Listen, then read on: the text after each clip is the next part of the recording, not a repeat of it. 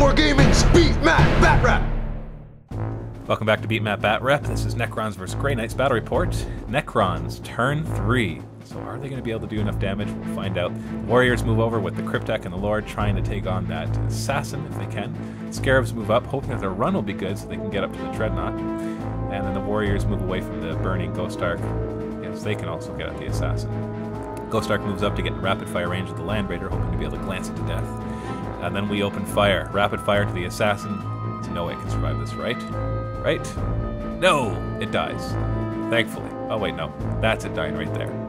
Kind of get those rolls mixed up every once in a while. So it dies, thankfully. And the running, though, for the Scarabs is only 1 inch. They're not going to be in charge into the Dreadnought, so I move all my other guys out in front of them to try to give them cover. And hopefully that'll work.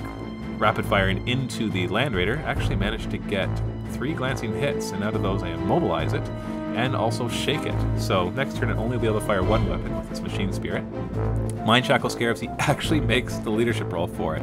So all 3 Terminators are able to hit my Overlord, and they manage to finish him off. They actually only managed 1 wound, but I failed the 3+ vulnerable save. But he might come back.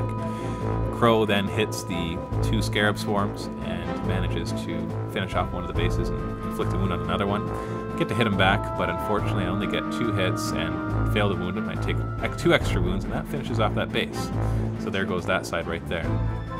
This is the Mind Shackle Scarabs against the regular Grey Knights. Actually fails it, so he hits his own guys 3 times and manages to kill only 1 of them. But he still gets to hit back before me, so all the 3 others get to hit. We got some power weapons and everything in there. So we got a few hits, and we got a couple wounds, and I fail all of my vulnerable saves, all 2 of them. So 2 more Lich Guard do go down. They might come back. Then I get to hit him back with all my Lich Guard and with the Overlord as well, dealing quite a bit of damage and killing all the Grey Knights. So do they come back? One of them does. I don't have the counter up right now for showing how many points because there really hasn't been very many. The Overlord does not come back, however, so he's a complete fail. Runs over, does nothing to the Land Raider. Kills a couple Terminators, but it's hardly worth his points, especially with the there. So on Grey Knight's turn, he moves around his immobilized Land Raider, trying to get into better firing lanes to try to get more kill points. Moves back his Dreadnought and his Razorback as far away from the Scarab Swarm as possible. Then he opens fire with his Multi-Melta into the Ghost Ark, managing to hit it and destroy it. So there's the last Ghost Ark down. The explosion then damages 3 of the Warriors, but they make all of their saves. The Heavy Flamer from the Dread Knight hits all of them, but actually fails to wound a single Lich Guard. Then he gets his fire from his autocannon, which also fails to wound any of them, so they are tough. And we get the Heavy Bolter, wounds 1 of the Lich Guard, and they fail that save, so they can take a pounding from the Dread Knight, but as soon as they get 1 hit from the Heavy Bolter, they go down. Last cannon shot from the other Razorback manages to hit, luckily it's twin length, does a wound, and kills one of the other Lich Guard. Other last cannon into the Lich Guard. This is kind of dangerous for him, because if they make their invulnerable save like this, it bounces off and hits the Dread Knight. And it wounds him, but he does make his invulnerable save. And so the same thing, other Dreadnought fires. I make that invulnerable save, and I bounce it off into the Dread Knight and fail to wound him. So it didn't actually end up wounding him, but that was a little dangerous. He could have taken a wound or 2 on his Dread Knight there.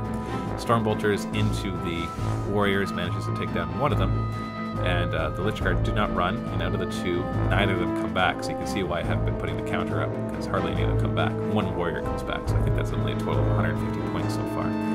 The Dread Knight then charges into the Lich Guard. Mind Shackle Scarabs, he fails that roll, so he's going to hit himself, thankfully. Hits himself twice, and manages to wound himself twice, and makes 1 of his invulnerable saves.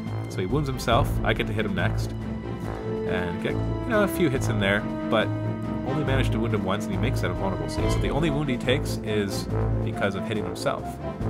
And he does not fail his save for the Fearless, the combat result there, so he is fine, although now he's surrounded by Lich Guard. So as we pan over, the Necrons are having problems because their Ghost Arks are all dead, all their transports are dead, but they're starting to push through. You can see the strength of the Necrons in their kind of the war of attrition thing, but it's a bit deceiving because 2 of those Razorbacks are still full of Grey Knights. So can they come back and win this game? Find out by watching round 4 by clicking the annotation or just clicking the link below.